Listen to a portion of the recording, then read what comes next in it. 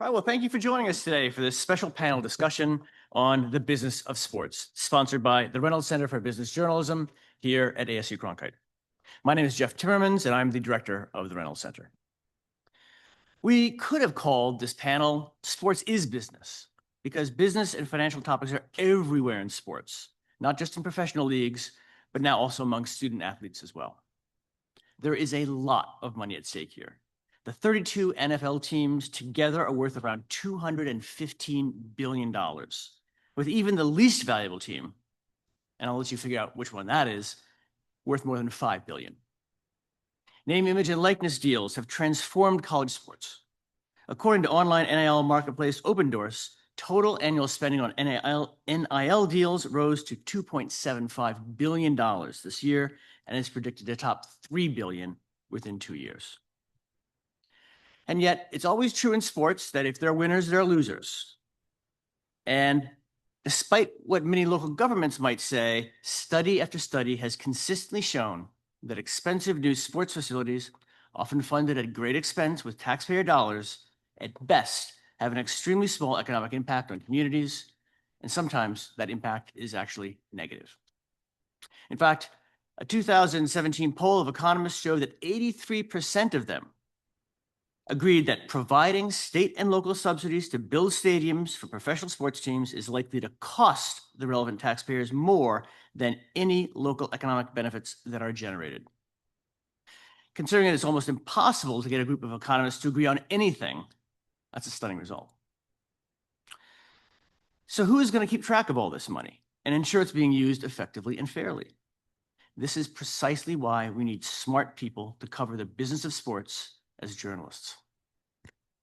The Reynolds Center has been promoting awareness of and best practices in business journalism for over 20 years. Our website, businessjournalism.org, much of which is developed by a team of super talented Cronkite students, undergrads and grad students, has a wealth of resources available for both professionals and students, as well as some great business journalism. So I encourage you to check it out and also follow the center on your favorite social media platforms such as X, Instagram, or LinkedIn. It's our pleasure today to host this esteemed panel of experts. Let me briefly introduce them. From right to left, from right to left, we have Craig Morgan, an award-winning sports journalist and a clinical assistant professor with the Cronkite News Phoenix Sports Bureau. With many fans in the audience. Next to him is Brandon Brown, senior reporter at the Phoenix Business Journal and a Cronkite faculty associate.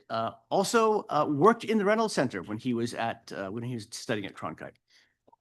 And last but not least, Todd Murkow, Cronkite faculty associate and sports media strategist. Moderating the discussion today will be Assistant Dean Brett Kurland, who is the most patriotic person in this room. Check out the sneakers if you have not seen them yet. I overdid it. Very impressive. Brett joined Cronkite in 2014 as the founding director of the Phoenix Sports Bureau of Cronkite News. I'm going to turn it over to Brett. Thank you, Brett. Thank you, Jeff. And thank you, everybody, for being here today. We'll have about 30 to 40 minutes of conversation and then plenty of time after that for questions. As Jeff alluded to, yes, I'm an assistant dean here at Cronkite. I've been at Cronkite for 11 years, but before that, I spent 16 years in sports television. So I've lived this. A little more on our wonderful panel here. Brandon has been at the Phoenix Business Journal for about a decade, covering the intersection of sports business and development across Arizona. Todd is a longtime sports media executive. Todd's modest, but Todd, launched Fox Sports Arizona and went on to lead regional sports networks across the country. And Craig is, and I've said this to Craig before, Craig is just about one of the best, before he came here, just about the best hockey journalist out there. Spent years covering the Coyotes. Let's see if I have them all here. Athletic, PHNX, Fox Sports, CBS, East Valley Tribune. Am I missing any of your stuff? I could name about 6 more, but we don't need to go through the list right now. As well as the Cardinals and ASU and really sports across Arizona. So we have a wonderful panel here with all kinds of perspectives. So I'm going to start by wishing all of you a happy opening day. Actually, while I was getting ready for this, I actually had on my had the New York Mets and Pittsburgh Pirates games on NBC. Last night, many of you may have watched the Yankees and Giants that was on Netflix. Let's see, Apple TV has games, Peacock, TBS, Fox. NBA games this season in so many places that the league literally put out a roadmap before the season of what to watch on what days. The NFL is, I feel like every time I look up, the NFL is announcing another game on another platform. So, and then there was a story yesterday back to baseball. So Andrew Marchand, the wonderful sports media reporter at The Athletic, published a story. Yankees fans this season, if the Yankees make the playoffs, will need somewhere in the neighborhood of about 10 different networks, five or more subscriptions, about $1,000. So he has to say watching live sports is fragmented, might be a good way to describe it. So we've got the regional sports networks, or those that still exist, streaming services, broadcast networks, cable. Why do you think that is? What does it mean? And really, who are the winners and losers in all of that? All right, I'll take it. I love it. You know, let me phrase it to you this way. Baseball fans, when they want to watch a game, in the olden days, they bought a ticket. All they had to do was figure out where the box office was, pay their money, figure out where the gate was, and walk in and find their seat. That is no longer the case if you want to watch your team on television. They have made it so complicated, and it's not that it can't be figured out. The problem is it's not being communicated by the league, by the teams in particular. We've just seen, may it rest in peace, the demise of the regional sports network and that business and that revenue stream, which has been highly, highly critical to the local sports team. And how do we replace that line of revenue? There's a lot of ways in which we can do it. But if we're going to look at local media revenue in particular, we've got to look at that fragmentation. We've got to understand that fragmentation. What has not changed, and Brandon, I'm sure, can talk to this too, but when you talk about the business of local sports, what's really critical is television households, the fan base, but television households. And we no longer see the direct attack strategically on the television household. The first and foremost, we think about this as, teams will think about this as, well, my gosh, cable and satellite subscribers are dwindling. Yes, they're dwindling, but they're still watching. So where are you going? So this idea of how to replace this revenue, it's not simple.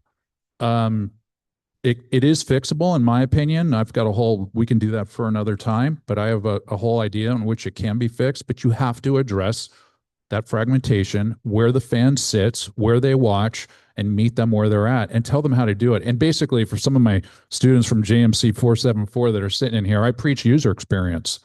And you've got to take user experience into the overall scheme of all this when it comes to the sports fan.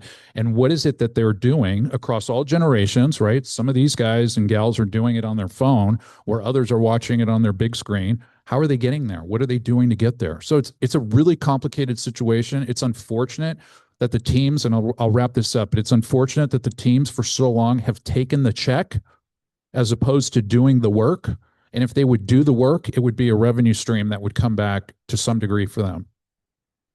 I would just say the one thing that's just really interesting about when we talk about where the money comes from TV, you know, the TV stations or whoever is going to be paying the team for the rights, but then they get the money through advertising. And when fewer people are watching the games, even if it's, you know, there's still people watching them, but if it's down, that it's harder to get big advertising dollars. And so then they're reaching out to try to get different advertisers, or they're charging, you know, trying to charge more for advertising. And since people who watch on TV, you know, statistics show are usually older. And the key demographic for advertising is younger people in college, you know, and a little bit older people who just started making money. Then why would they advertise on a TV station that no one's watching? And so that's where it gets complicated, and where the money isn't meeting them where it's supposed to be. Greg, go ahead. I'm curious to hear your solution for this, actually. I hope we can get a little bit of this now, because when I look at this issue, it impacts baseball so much more than the NHL or NBA. Clearly, the NFL is an entirely different animal, but even baseball's revenue sharing model is built on these local sites. Much of the revenue comes from there. The NBA, of course, has the big national TV deal, and NHL relies on gate receipts, and with the top 10 or 11 teams really funding the league. What can baseball do to reverse course on this? I'd be curious just for a few bullet points. Yeah, I think what we hear a lot is that Manfred wants to wrap it all up into a national package. I mean, maybe I'm skeptical, but I don't see the Yankees, the Dodgers, the Cubs, the Red Sox, these entities that have their own regional sports networks. I don't see them giving up that ability. And it's no different when we talk about a franchise like McDonald's or Jimmy John's, or you buy a franchise area. And when you buy that area, you buy the ability to market directly to the fan. And marketing directly to the fan means all of these channels of communication, including all media, right? And so it's a process of, and to your point, Brandon, on ad sales, first of all, the broadcast side is not necessarily the answer either. To your point, it's an older demographic. You're not reaching that 18 to 34 prime male target that sports has always delivered decade after decade. So you've got to start with the foundation. And that's really where the primary revenue has been coming from, is from distribution. So how do you solidify the distribution problem? You have a dwindling cable satellite market. How do you make that back up? Again, it comes back to how do you find where the viewers are. There was an article yesterday, and I apologize, I haven't even read it, and it's an assumption that I've always made. Mass audience television, this thought of mass audience television has gone away. It hasn't gone away. It's still occurring. We are in larger numbers watching content on the big screen than ever before. The one platform in particular that everybody is watching on their living room TV is YouTube. But yet YouTube is not being utilized by the sports teams. And I'm not saying the local games need to go there, but you have to understand what the ecosystem looks like and where this demographic, this younger college demographic fan, is going to get pieces of their favorite teams. Where is, the millennials going to get pieces of their favorite teams? The Boston Red Sox do a really good job of it. I don't know what financially it looks like on the outside, but they have taken NESN, their regional sports network. They've got traditional distribution revenue coming from cable satellite. They've got the virtual MVPDs, the digital guys, the Hulus, YouTube TV, and so on, although the regionals aren't on there, but those type of platforms. And then on top of that, they've got a FAST channel where they're exercising the ability to put that brand, that Red Sox brand or the Bruins fan in front of, and it helps to help build another layer from an advertising perspective. So it's not a simple construction of all this. And I think historically, and I hate to say this, but I think historically the majority of teams have never wanted to really attack the problem themselves. It was just always too easy to take the check and say thank you and go produce the games. And so now they're trying to either decide whether they're going to go jump into the deep end of the pool and do all of this, or we'll just take the check from somewhere else. I know I'm still not answering your question because it's still a long answer, but hopefully that gives a little clarity. Well, and it's interesting. I mean, we're at a point now where I think it's around 14 teams, the D-backs were among the first, are having their games produced by Major League Baseball. Regional sports networks were once, they were the golden goose. That's where I got my start. My first job, I was working on pregame, postgame shows for the Chicago White Sox. Shout out to the White Sox for you, Paula. And now, like, I literally just pulled up, where can I find, now the D-backs game tonight is on NBC, they're playing the Dodgers, but where can I find the D-backs game on TV? Now, you obviously can't see this, but trust me, this is a really long list of where I can, on Cox in Phoenix, channel 34, DirecTV 686, Fubo, no channel numbers, Charter, Orbitel 25 and 9. This is a mess, right? So, whereas, and for those you don't understand, the business model used to be the regional sports networks paid teams a lot of money, millions and millions of dollars. I'm sure deals you had to negotiate that, let's face it, the teams had all the advantage because the regional sports networks needed the inventory, needed the content. So now that that's in a lot of ways gone away, like what does it mean for teams moving forward now that they're not getting that money? Now, yes, they might solve it in the long term, but in the short term, what does this mean for these teams that were previously so dependent upon that? Well, the Phoenix Suns here, interesting example. They did a deal with a over the air broadcast company. So you just need an antenna. You can get it for free. We have one in my house. I feel kind of old school, but I haven't. But I can watch the games for free on Channel 3 on ABC Family. Um, ABC Family's not paying the Suns as much money as they were getting when it was Fox Sports or a regional sports network. The one thing that I have the Suns owner has said is like, I don't care about the money, and you can see that in how he's done some of the contracts with the team as well. But if you have someone who owns the team who doesn't care about making a ton of money, then like that might work for you. But for a lot of other networks, for a lot of other teams, that option's not really there. Look, to your point, let me take it back to when we launched Fox Sports Arizona. Your primary distribution was cable, right? And when you turn the TV on as a sports fan, didn't matter what age, you had one or two options that you moved, one or two movements. You had to turn the TV on. And if in my house, if you were a sports fan, it's very likely channel 33, which was ESPN, was on, or channel 34, most likely channel 34 with Fox Sports Arizona, but that's what was on. It is not simple anymore. And the answer in part to this is discoverability, to the point of what you just pointed out on your iPad. There are too many people, and I'll go back to probably more so, my generation.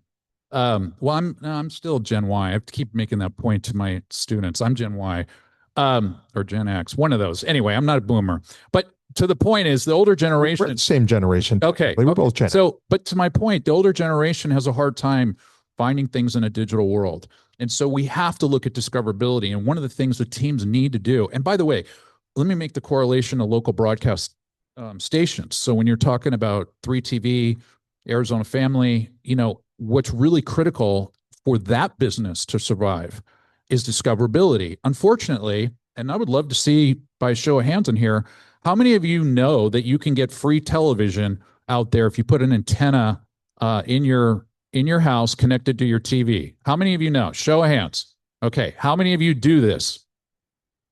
Yeah. The penetration rate of an antenna hooked up to a TV is like less than 19% in television households. So you're not going to reach them that way. But discoverability, the optimal place for discoverability is on the TV operating system's front page. Every one of us turns our TV on, whether you have a Samsung, an LG, a TCL, a Sony, whatever, right? And it's got a front page on it. And what has to happen is we've got to get some part of the real estate on that front page has got to be local. And sports, I think sports to them should be a major valuable driver for what they're doing on their screens, because they're selling everything else on there too. That's an ad platform for most of them. So we might have some more time to talk about TV, but more in revenues, and the other kind of massive generational change we've seen is in the world of sports gambling. Brings in all kinds of money.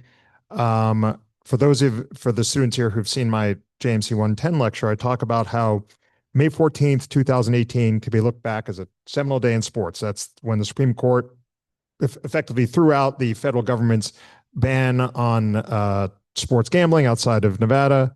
Now it's legal. I think the last count was about 38 states. So now you understand, leagues used to run from sports gambling. You get some innuendo in broadcast. Al Michaels, our beloved alum, was famous for this. Like, oh, that's a touchdown that matters for some people in like a 22-point blowout. Now every sports league is an official gambling partner. Epicenter gambling country, Las Vegas. Let's see, which again, sports leagues wouldn't go near, didn't want to talk about Vegas, didn't want. Now they have, let's see, the Raiders, the Golden Knights, the Aces. They're building a stadium with the Athletics. The NBA, I think it was just yesterday, said, we're going to consider Vegas. And let's face it, it's just a matter of who's going to own the team. But Vegas, they're probably an NBA team. Vegas hosted the Super Bowl. They're going to host the men's Final Four. Again, these are all things that were once unthinkable. So what's it been like for each of you to see this play out? And what do you think reporters should be paying closer attention to now that the leagues and gambling are right here? From my point of view, as I've been writing about this, it became legal here in 2021 in Arizona in September, right as the football season started, right? The NFL season is coordinated to do that. But it's just been interesting to see. I followed almost every month, but year over year, there's more bets are placed. The number of bet. Oh, we don't know the number of bets. How much money being bet is astronomical. It's, in the hundreds of millions of dollars every month. But from the team's point of views, it's just become another advertising, another sponsorship angle, another company that can advertise with them. It opens up a lot more, revenue for the teams with advertising. They don't necessarily get the gambling dollars, but they get the advertising and the partnerships there, and they can, say, hey, this is the, DraftKings, lounge, or this is the, MGM thing, both, all the teams here, the way Arizona's law is set up is that you have to operate gambling or sports betting inside the state. You have to partner with a team or a tribe or one of our Native American tribes. So most of the teams all have a gambling partner, and, yeah, it's definitely opened up more revenue from them. They're not getting necessarily the money from the betting, but they're getting the money from the sponsorship deals. I'm looking as more as a reporter and what I would have to do. This opens up an entirely new can of worms, right? That I never had to deal with before. So when you're thinking about this, and I know we'll be talking about this a lot, Paula, in our bureau, there are all sorts of things that you have to be aware of. Now, you have to be aware of industry reports like Legal Sports Report and Action Network. You have to know the regulations, state whatever regulations exist in your state or federal. You have to be aware of data on odds and trends that are available from specialized providers like Sports Radar and Genius Sports. There are so many more things you have to be aware of. So many more things have to be on your radar as a reporter than I had to deal with really as a beat writer. At the same time, it's fascinating. I'm curious where this is all going. I will let some of you speak on this more than I can because I'm not an expert in this area. But from a reporting standpoint, it fascinates me, all these particular story ideas that open up now. Yeah, like how has it changed even how we cover sports? Like I guess shouldn't have been surprised, but still struck. Like I said, I had on the Mets Pirates game in my office, and the game's about to start. But I said first pitch at opening day. I forget who the sponsor was. It was DraftKings. I forget which one of them. And here's the parlays that they recommend to play, and they're giving the odds. And it's still, it's been almost 8 years, and I'm still like, oh yeah, I guess that's a thing. I have a vivid memory of the first time I went to Las Vegas. Gosh, this is almost 30 years ago now. And I've always been a big sports fan, and walking through the casino at 1 a.m. and Sports Center's on. And back then they would do more highlights and showing the scores. And I had this light bulb went off like, oh, this is what a lot of people watch sports for. Like I was naive, like I like watch sports because it's fun. But so yeah, how has this changed how we cover sports? Well, you can't ignore the audience, first of all, right? As you just alluded to, there's a massive audience out there that simply wants sports for this particular reason rather than result based. So you can't ignore that. You have to write stories. You have to cater to them. In fact, you have to learn a new language. You mentioned some of these terms. I had to educate myself on sports betting terms. I didn't know a lot about this industry. So it's an educational process, I would say, for reporters. I would say, and it's become normal, even, in my business journal stories where I'm not, covering, who's winning or, I'll cover who's winning sometimes, but never like here's who ran the most yards in a game or whatever. But, when I'm saying, hey, when the women's Final Four is here in a couple of weeks, I'm writing about it. Like, here's who's going to be favored to win. UConn's going to be favored by this many points, according to these sports books. Just putting in the spread in there and what people see is become commonplace in reporting.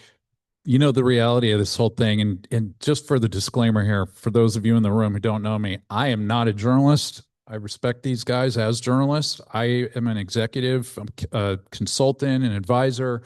I come from a different place. I teach JMC 474 from a different lens. Sports betting is a revenue line to the mechanism. And that's all it is. And Craig hit the nail on the head, in my opinion, is when we're talking about content and here at Cronkite, everything should be content in your eyes. So when we're talking about sports, we're talking about sports as content. And then what does that mean, the business of sports? Well, it's all these verticals that lie inside of there, the revenue verticals, the expense verticals, and so on. But at the end of the day, the only thing that matters the most of the business of sport is what? At the center of it, the sports fan. So to Craig's point, you have to be where the sports fan is. And to put it into a sports term, the great Wayne Gretzky, you got to skate where the puck is going. You can't be where the puck is.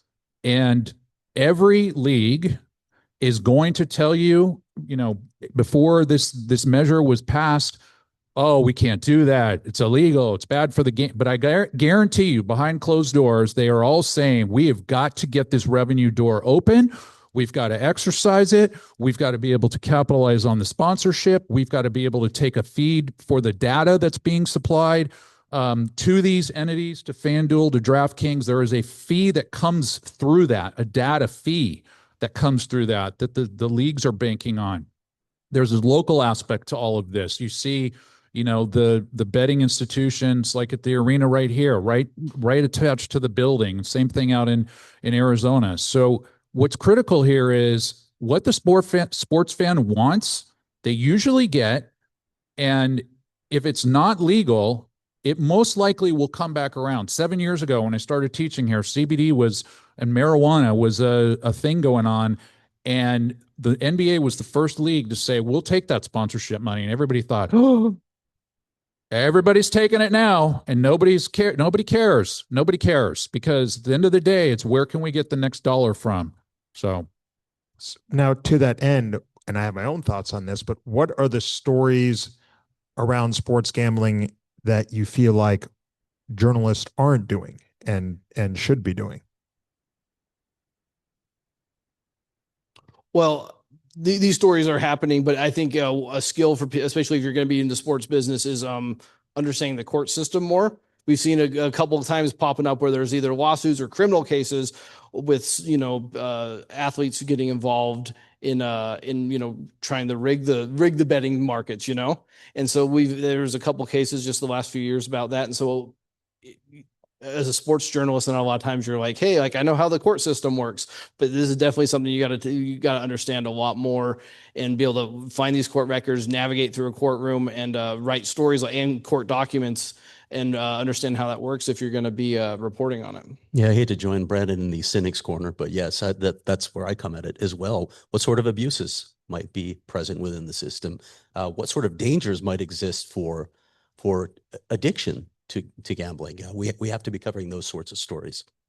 Yeah, I mean, there was a great story in The Athletic, I think it was about a year ago, about a guy from Yuma. I don't know if you all saw this story, who lost something like $100,000 gambling. And because you'll see every commercial you see for sports gambling, winning, right?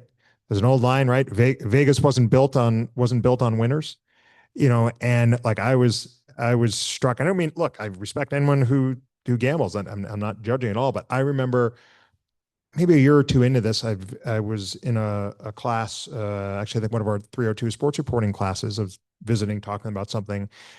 And I said, hey, I'm curious, how many of you gambled on sports this weekend? And like every hand went up. And then I said, and how many of you won?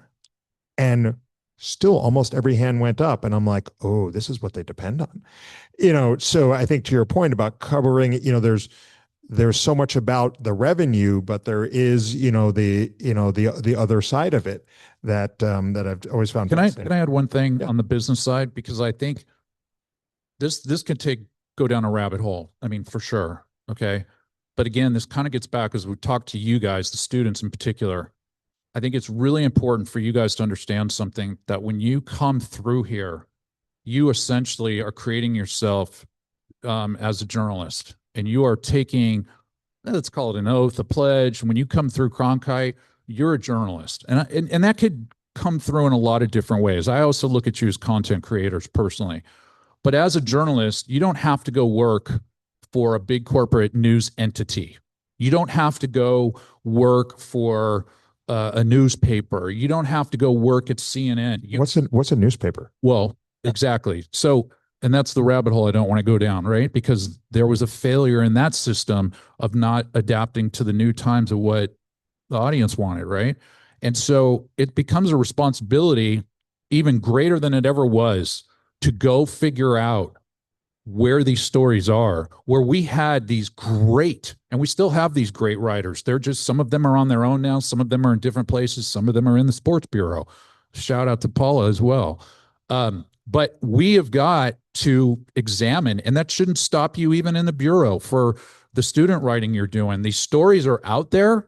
They've just got to be uncovered, and they're happening. They're happening. It's just we don't have the density that we once had with news entities to be able to go out and really dig in and find them. And look, there's another industry, and I hate to throw a wrench into this whole thing that scares the crap out of me personally, and that's the youth sports market. And we've got to be able to find journalists who are going to dig into that market, because we're going to end up with mental health issues with our kids. I'll leave that one alone. But as the father of two high school kids who one plays club baseball, one plays club volleyball, I hear you. I'm actually heading to Vegas in a couple of weeks for a 3-day club volleyball tournament. So yes, that could be a whole nother panel we do. And you just kind of alluded to it, about this idea of journalists, covering sports. And yeah, once upon a time, it was just covering the games. So that's obviously changed. And Craig, I'm looking at you here. I can't believe it took you this long. Because I'm going to miss something. So yes, you've covered a lot over the years, but you're the person who's covered the Coyotes for a long time. And let's see, when they came here, they played downtown. They moved to Glendale. They fought with Glendale. Ultimately got evicted, right? Do I have that right? Or kind of, sort of, they were leaving anyway. They did get evicted, but not for the reasons most people think. Yeah, they ultimately played at ASU. They explored what seemed like a million different new arena options, including a very messy vote in Tempe.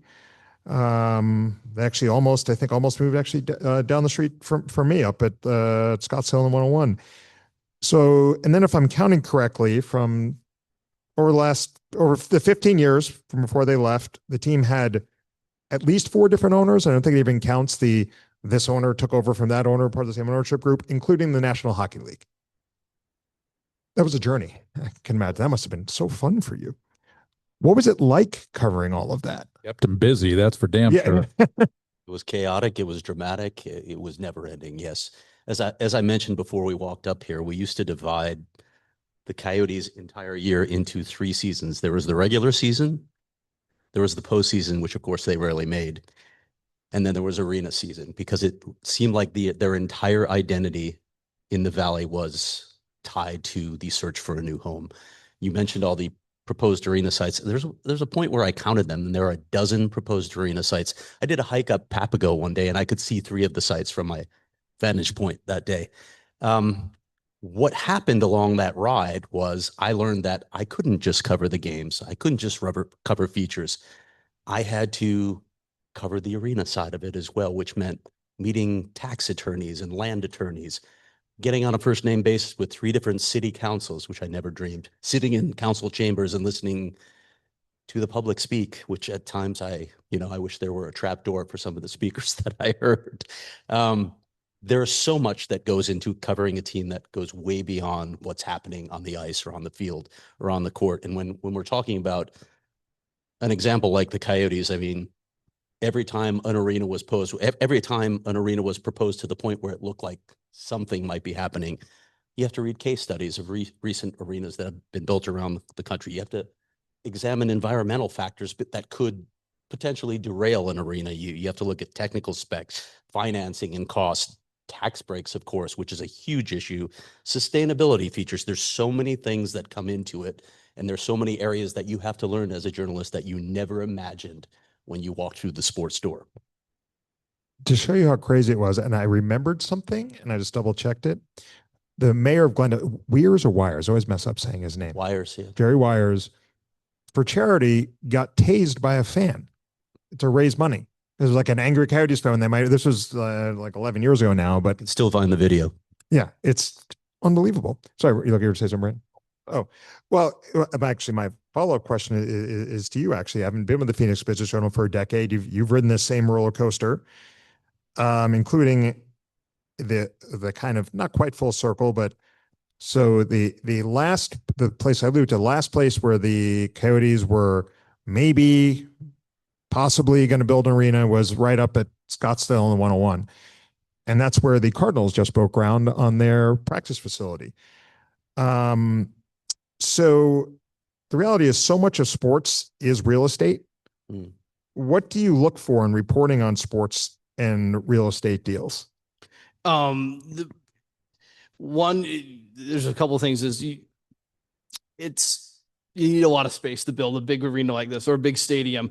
And so like knowing around town, just like where a stadium could be built, I've talked to, over the years because of the Coyotes, because of the Phoenix Rising, which wanted to join the MLS at one point, and they're talking about building the stadium. Being the Business Journal, I was able to have a lot of sources like this, but knowing a lot of people in the real estate industry and be like, hey, like if you ever heard of anyone trying to build a stadium, where would it go? And then some of them, are like kind of crackpot ideas, but you just get an idea of like, oh, they could do this, or in downtown, if in the warehouse district, if they tore down a bunch of these buildings, they could build something back there behind where the Suns are at, which is something that was talked about for a while too. And then so knowing, just knowing where people think stuff could be at, and then knowing people outside of sports as well. You always get some leaks, both of us probably got those leaks through the Coyotes and people who knew them once in a while, but knowing people in the cities at different attorneys' offices, at different real estate firms, at the CBREs and the JLLs, the commercial real estate brokers, those were really good places for me being like, hey, like, I have a source there, like, hey, they're meeting with the Coyotes. They're going to go tour this place. They're going over the Mesa to look at this place. And so like knowing those places, knowing where people are doing was really, really helpful in trying to tell those stories and try to figure out what was or could happen there. Wanted to add something to that. Another aspect of this became fascinating to me is the political machinations that go into the construction of an arena. When the Coyotes were trying to build on the south bank of the Salt River, you remember the flat for a while. They couldn't do it because it was in the flight path. Sky Harbor was blocking it. Sky Harbor, which was really the city of Phoenix speaking through Sky Harbor's lips. When you looked at the actual regulations, you found that there was their complaints held no water, but there was a lot of political pressure being applied to kill that deal. And it really, what it came down to is they didn't want to see a third arena built in this city because they're competing for a very small pot of events. So you're taking revenue away from the arena down here if you end up constructing another arena. Well, that's the other thing. It's the politics of it are fascinating. I mean, I grew up in New York, where New York City was really tried hard to get the Olympics in, I believe it was 2012, and it was going to be centered on a stadium. There was going to be an Olympic stadium and ultimately a football stadium for the Jets on the west side of Manhattan. The main reason it didn't get built is because it's a few blocks away from Madison Square Garden. And Jim Dolan, the owner of the Knicks and Rangers and Madison Square Garden, fought it because of that exact reason. He didn't want another venue to compete with. So no Olympics, no stadium, Jets are still in New Jersey, et cetera. Now, the other thing about politics, and Jeff alluded to this, is about the public dollars and taxpayer support for venues. And that's for years, that's how they were funded. And here in Arizona, we've seen both support and resistance to that model. What's the value of that model? Does it actually work? Where do you think things stand now? Where is it going as we look at this? I'll take that first and kind of come back to the previous. There has been an icon in this market that if it was not for him, not only would I not be sitting here, number one, we would not have the Suns. We would not have the Diamondbacks. It's a bit of a head scratcher. I'm talking about Jerry Colangelo. Throw the Coyotes in that mix too. Huh? He aided bringing the Coyotes here as well. Yes, and he brought the Coyotes. And it's amazing to me when you look back on it, it was well-intentioned of a move, but he built an arena for intimacy for basketball and did not think about the idea of a sheet of ice. But the reason why I bring this up is what the Coyotes never had, at least I do not believe, and Craig, correct me if I'm wrong, we launched the Coyotes, so I was very intimate with them in the very beginning and a huge fan and wanted these things to happen. Desperately, I wanted them to happen. They did not have the single individual like a Jerry Colangelo to push them through on these types of issues. And when you talk about taxation and you talk about all that, first of all, the Diamondbacks went through that on their own. Not that it's so much, if I remember correctly, was directly affecting the Phoenix resident, but it was heightened. There was attempt of somebody being shot over it in the council. So there was a lot of stress of what was going on. But I think the Coyotes were missing that individual throughout their timeline, unfortunately. And a lot of it was, I would bring the blame back to the NHL, that they allowed the people who were the owners to take a hold of that team. Now, if that's what we had really to choose from, or to choose the Coyotes, that's one thing. But, the other thing too is that it was hockey. And so, there was always that old saying, is hockey sell in the desert? Yeah, I do believe. I was a huge believer hockey sells in the desert. But at the end of the day, when it comes to taxation, when it comes to new arena separate for hockey, like those are concepts that push hockey too far when we're talking about the desert. Well, and a couple things I'll add to that. And one, Paula knows this because when I was in the sports bureau with her, I would give this exercise to students every semester, is looking at and talking about what other stories can you look at. Youth hockey in Arizona, at least for years, the growth of it in Arizona was way outpacing the rest of the country or any other state. So, but folks don't think about it. Oh, ice in the desert, ha ha. The other thing that you alluded to, I heard a great story. I heard an interview with Jerry Colangelo a couple of years ago, where when he was building the arena down here, and you might know the story. When he was building the arena down here, he went to NHL and was like, "Look, before I build this, are we going to get a team? Because if we're going to get a team, I'm going to build it one way. But if not, then yeah, I'm going to build a thing that's perfectly designed for basketball." And the NHL was like, "No, we're good."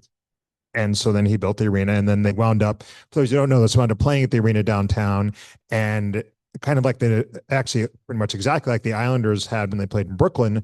There was an end of the arena where like you couldn't see part of the ice. So it was a terrible, terrible setup. Now the irony to that story, by the way, is when they built the ballpark, that ballpark was not intended to have that many seats in there.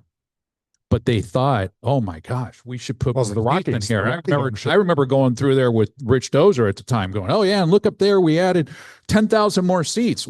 And now what are they trying to do? They're trying to bring it down and make it more intimate of experience. It's too big of a building. But yet, and in baseball, and I'll give them credit, the Diamondbacks, they've been able to generate other sources of revenue with concerts and festivals and different things inside of that building. So the size of the building doesn't really matter as much. But when you're talking about all this and you go back to those days, again, with Jerry Colangelo, is the greatness that he was, it shouldn't even been a question. Someday we will get a hockey team. Someday we will need a sheet of ice. Someday we're going to need something that fits there. And so we need to build for that, as opposed to, it's not going to happen, so we won't build it. I was going to say the one thing with the Coyotes is all the business things, and they didn't have maybe the best owner to advocate for the team, but they also just didn't win. They weren't a good team. How many times did they make the playoffs? 2, 3? Well, I mean, you mean after the initial years, once they went to Glendale? Yeah. When some of There were the 3 tippet years and then the 1 bubble year. That was it. Yeah. So they were rarely in the playoffs. They didn't have goodwill among fans in the Valley. The Coyotes fans were, interested in it, but like it didn't go beyond kind of that. You talk about ice hockey. Ice hockey grew up with a youth. I have a little brother-in-law who started playing when he was 12, 13. He was never a Coyotes fan. He grew up here his entire life. He wasn't a Coyotes fan because the Coyotes weren't good when he was there. He didn't know anyone on the team. I just felt like if you win on the court, it's going to make business easier off the court. The one exercise that I do want to talk about when you bring up youth hockey, it's really important to note, and we're seeing this kind of come back around. So first of all, when we talk about the real estate side, there's 2 things of notes for the students that are sitting out here. This, in sports, trends are always the reason. Trends are always the reason. You will hardly find people step out in sports and be innovative and be bold and go generate new revenue some other way. It always is somebody who has done it, and then 2 or 3 teams will recognize that and go, oh, okay, maybe we need to do that too. So if you go look at the Atlanta Braves, which are a publicly traded company, you will see inside of their 10K and their quarterly reports that their revenue is reported from baseball operations, so ticket sales, sponsorship, and everything, and then real estate. That is why we are having this discussion up here, because how do these teams get more revenue around the concept of their core product, right? And the Coyotes are a little bit of a separate issue because they just needed a building, period. But then when you talk about where this kind of all comes back to and we start looking at, come back to youth sports, and youth sports is a trend inside of all this. And with hockey, the Coyotes, the two original owners of the Coyotes, I don't know, maybe the best owners of all of them, right? Yeah, Richard Burke, without a doubt. Yeah. Yeah. Yeah. And what they recognized was, in order to build a fan base here, we need to have kids playing hockey. And literally, they had shovels in the ground. The North Scottsdale ice rink was, Yeah, the ice was den. being built, and then they built multiples. And by the way, Richard Burke held on to that business when he sold the Coyotes. He held on to the ice rinks, and that thriving that Brett is talking about continued because of that ownership. But we're going to start to see that as another trend, which I think is a little scary. We've seen it in hockey with the Dallas Stars and kind of the way they manipulated youth sports. But coming back to it, that whole youth sports thing started with the growth of putting that shovel in the ground on that ice rink. And on the real estate thing, as I think about it, the Coyotes in a way were ahead of their time, because it was Steve Ellman with like Westgate, right? It was a real estate play. It was. And, It was- and whereas, yeah, and you alluded to the Braves. The Braves have now, that's the model. Build this whole ballpark village, make a ton of money. That has nothing to do with the baseball. But yeah, that Westgate was way ahead of its time, probably. Yeah, the problem with Westgate was that's all Steve Ellman cared about. He didn't care about the team. And, in his defense, we thought the West Valley was going to blow up at that time. Then the recession hit, and the growth out there never happened to anything close to the scale that we imagined. In fact, if you look at the old blueprints of Westgate, it's about a quarter the size of what was actually planned. And to get back to your point about the parade of owners that came through with the Coyotes, I actually asked Gary Bettman this very question when Alex Morello held his notorious press conference at the hotel just down the road when he professed his hatred for media. I asked Gary, do you feel like if this comes back, do you feel like you need to do a better job of vetting ownership groups than you have in the past? And he looked at me straight in the eyes and said, Craig, we didn't have many choices because of the location of the arena. So now, looking at that location, it is right next to State Farm Stadium. So, and State Farm Stadium and the arena down here, I mean, we've hosted a lot of major events in this area. There's the annual events, Phoenix Open, there's Fiesta Bowl, NASCAR races, spring training just wrapped up. The LPGA's Ford Championship literally just teed off today at Wild Horse Pass. 1 week from tomorrow, the women's Final Four will tip off just a few blocks away. We've had Super Bowls, Final Fours, college, it goes on and on. NBA and WNBA All-Star games. So obviously it's a lot of fun. These events are here, but like, what does it mean from a business standpoint? And also, we always hear about the economic impact, like $500 million, but how much that should we believe? How should journalists evaluate those claims? Like, how do you look at these major events and their impact? Those economic impact numbers are hard. I report them because that's kind of the best we got. We have people from ASU, at the business school, which we still like them, but they do these big economic impact studies. They do a lot of research into them. I don't think they're all just BS, but it's kind of hard to understand exactly what that means. This doesn't mean like, hey, everyone, this is how much money the people who came here spent. This isn't how much money the actual women's Final Four generated at the arena right there. It means they kind of take it and multiply it across the whole Phoenix area and across the whole state sometimes. And so a lot of it there is some speculation to it. There is definitely some science to it as well, but those numbers can be kind of people use those numbers to manipulate other people. Be like, oh, we can't not hold the Super Bowl here because we're taking away $500 million from Arizona, which isn't necessarily how it would work if the Super Bowl wasn't here. So you mentioned about the not having the Super Bowl here. So so State Farm Stadium turns 20 this year. I know it well because it's the year I moved here in 2006. So it's the 3 Super Bowls. Last one was in 23. 2 men's Final Fours last year or 2 years ago. Sorry, 24. 24. And 2017, host of the CFP National Championship game. Shout out again to CFP, Paula. But looking ahead, for the first time in the stadium's 20 years, there's no next major championship event on the calendar. There was always another one coming up at State Farm. And while they return, they're going back to places, they're going to be in places twice before they even come back here. Why do you think that is? And what does it mean for Phoenix? And what does it mean for the future of that stadium? Well, there's so much more competition now, right? SoFi is built. You're seeing stadiums go up all over the West now. So It's a simple matter of competition and then wanting to rotate between all the news sites, reward cities, of course, for building, to say thank you for supporting the team. I just think that's the lay of the land now. Maybe we need to build a new football stadium, Brett. I went to the Super Bowl when it was here in 23 or 22, right? Yeah, in 22, the Super Bowl was here. Then I drove up to Las Vegas and went to it when it was in Allegiant Stadium in the next year. Yeah. And, I talked to, business people I knew who were up there for the week. Some went to the game, some didn't, sources I knew that were up there in the sports business world. I talked to media, and everyone told me we love it in Vegas, way better than Arizona. I came back here and told that to, the people here kind of running these things. They're like, no, people don't, the NFL doesn't love Las Vegas. The NFL doesn't love Las Vegas. They love Arizona, but they haven't announced another Super Bowl here yet. The competition's a big thing. I think, the perception that, it is all the way out in Glendale. People stay in Scottsdale. Scottsdale's fun.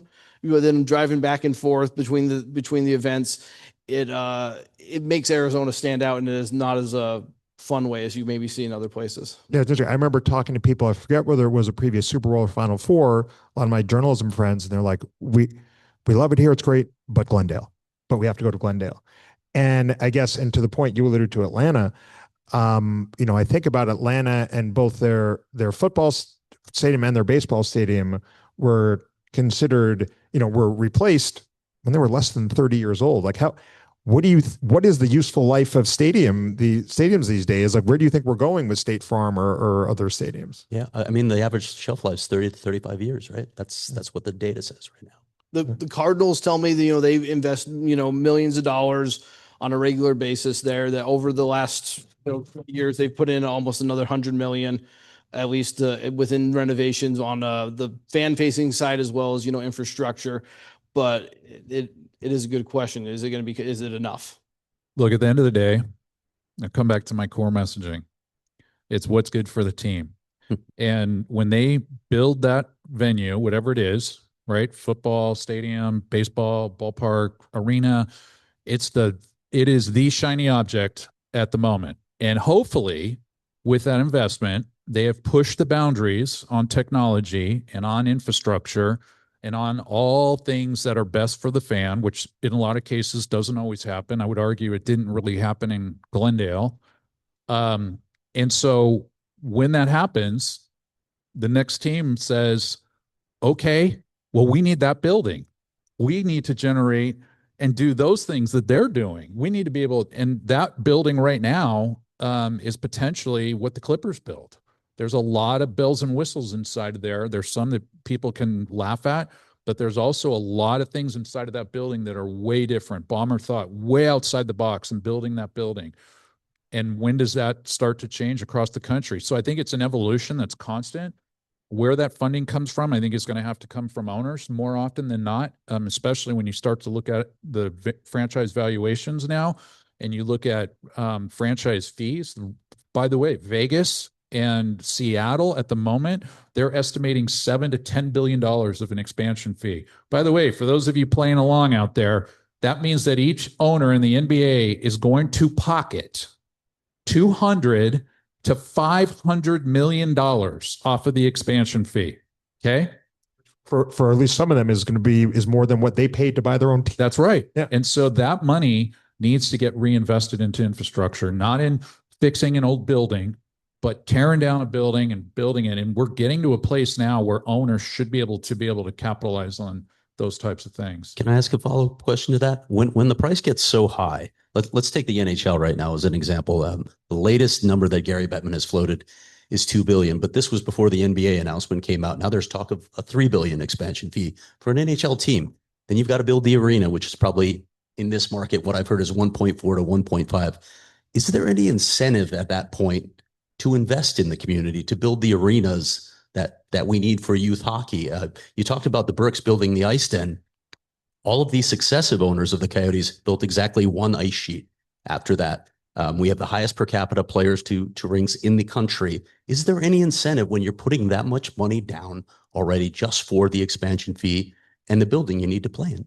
Just before you answer, I'm going to ask for folks, we're going to move to Q&A here in a moment. So if folks have questions, feel free to line up at the microphone there.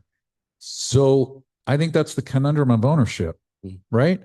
So when we're talking about Seattle and Las Vegas, the reason why we're talking about Seattle and Las Vegas is that the former founder of AEG, Tim Lewicki, has not only built or refurbished the structure or rebuilt the structure in Seattle, he's also building an arena in Vegas. It wouldn't even play in the Golden Knights building. It'd be a whole new arena. So those infrastructures exist, which I think maximizes the expansion fee in the case of the NBA.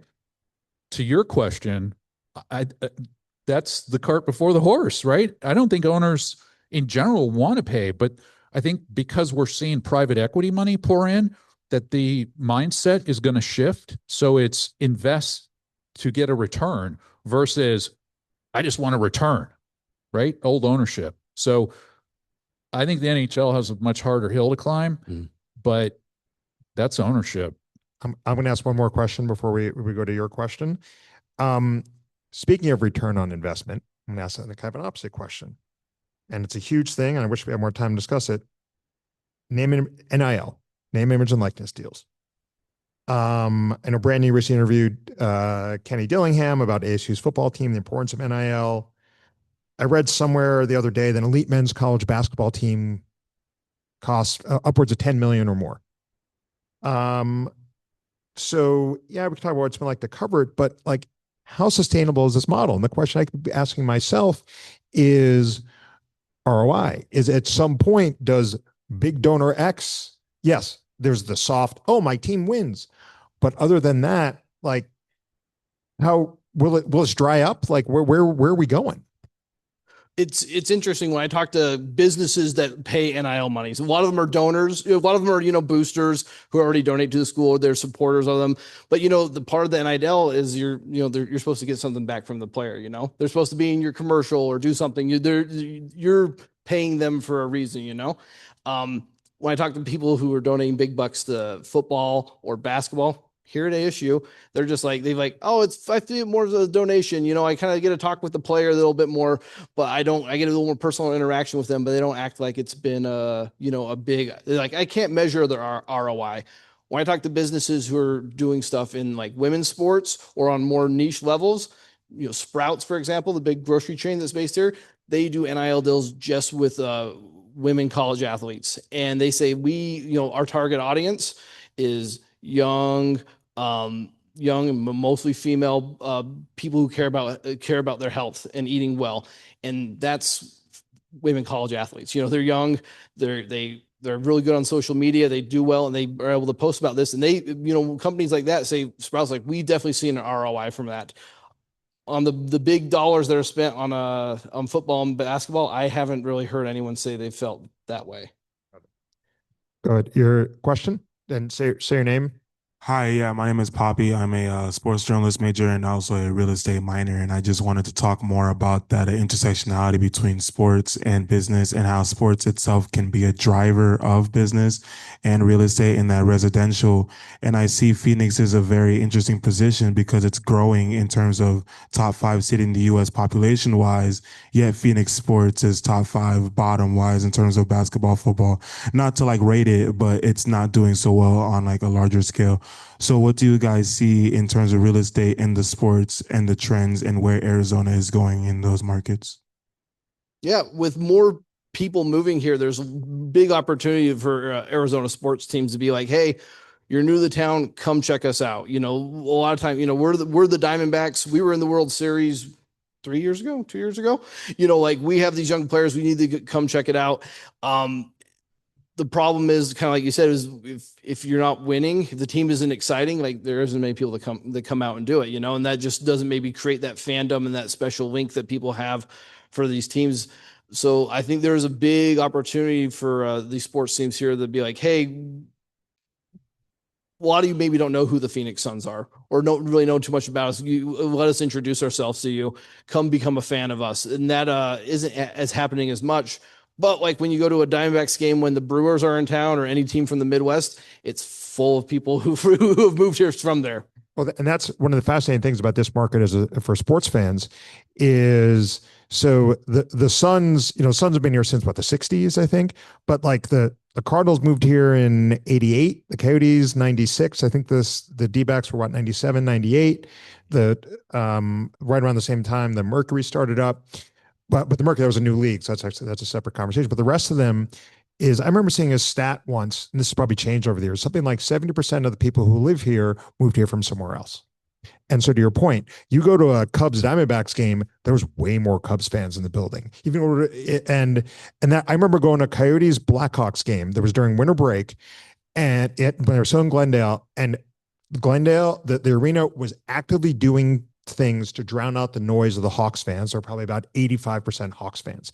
Now, the thing that's interesting moving forward is generationally, is, now that folks, to your point about how it's growing so fast, and more and more people are born here. Now the question is, you get people. My brother-in-law who grew up here yells at me because my kids, I mentioned, were in high school. Like my son is a fan of all the New York sports teams, just like me. So, and he's like, Poor guy. They're from Arizona. So yeah. Can I jump in real quick? First of all, I commend you for not only getting a journalism degree, sports journalism, but also focusing on real estate and doing two sides. I think that's awesome.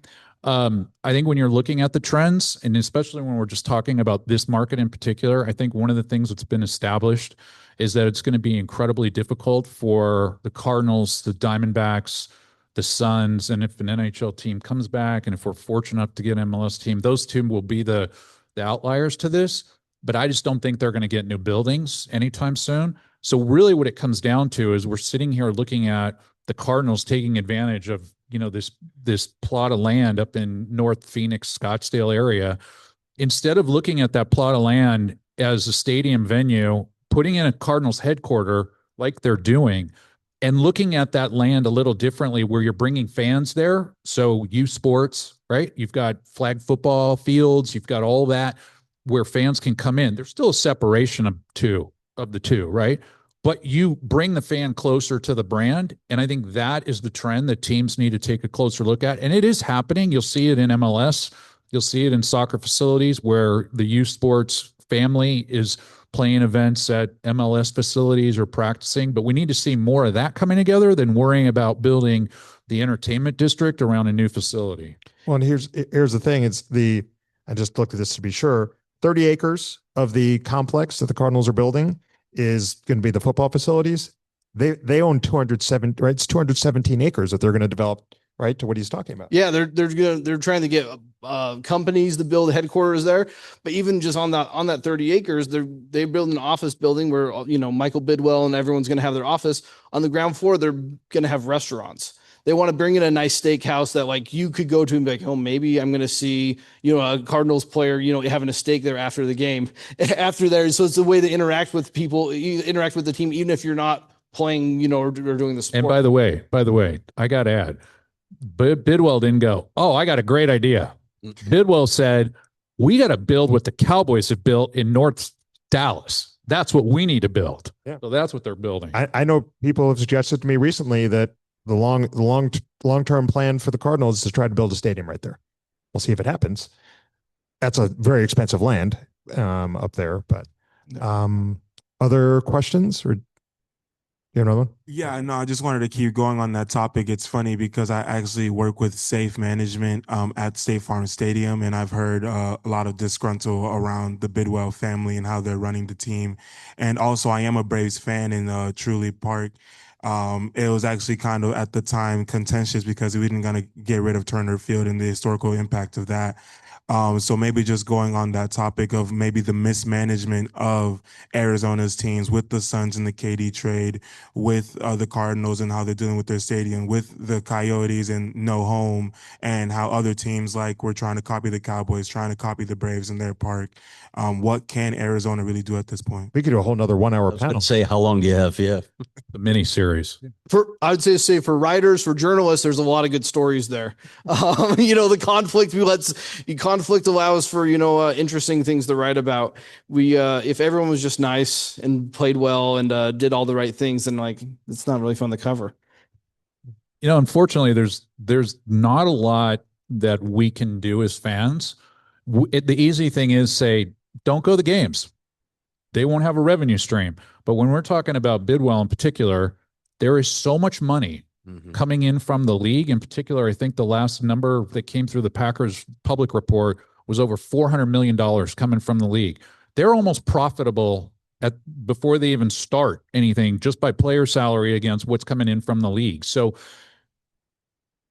there's not a lot you can do to force them out unless something really bad. Well, and there's an interesting trend to look at across sports ownership is there's the family ownership where it's generational and that is their business. The Cardinals, the Chicago Bears are the same way. The Bus family. Yeah, right. The Bus family, why am I blanking the name? Oh, the Rooney family with the Steelers. And then more recently, it's the people like the Ishbia family.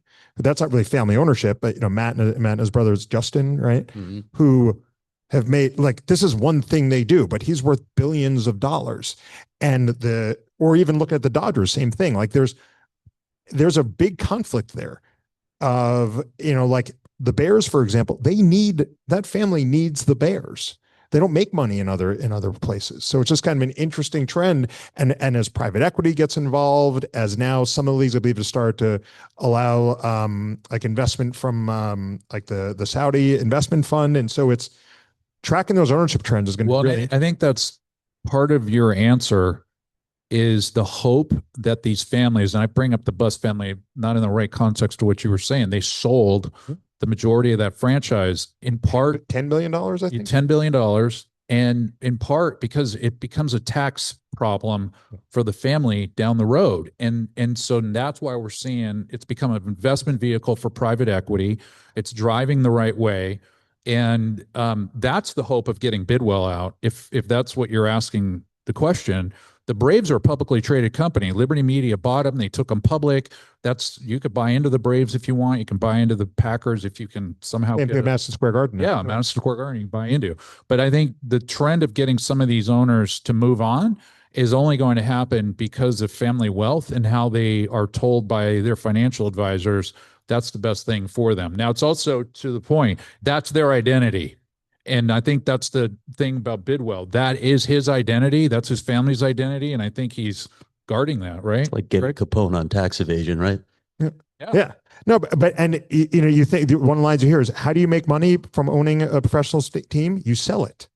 You look, I forget the numbers now, but what the Suns were bought for by Robert Sarver and what he sold it for, do you remember that? It's insane. I think he sold it for $2.4 billion. The value of $2.4 billion. I think he bought it for $600 million or $400 million, something like that. 400 million. Yeah, that's a heck of an ROI. Well, I'd still like to know what Morello pocketed out of what happened. We'll never know that. He spent a lot of money, but he probably still pocketed $500 million at least, right? Done, yeah. Good gig if you can get it. We're doing what? Okay, here we'll take one more question. I know we've gone a little over, so we should probably wrap up here. Go ahead.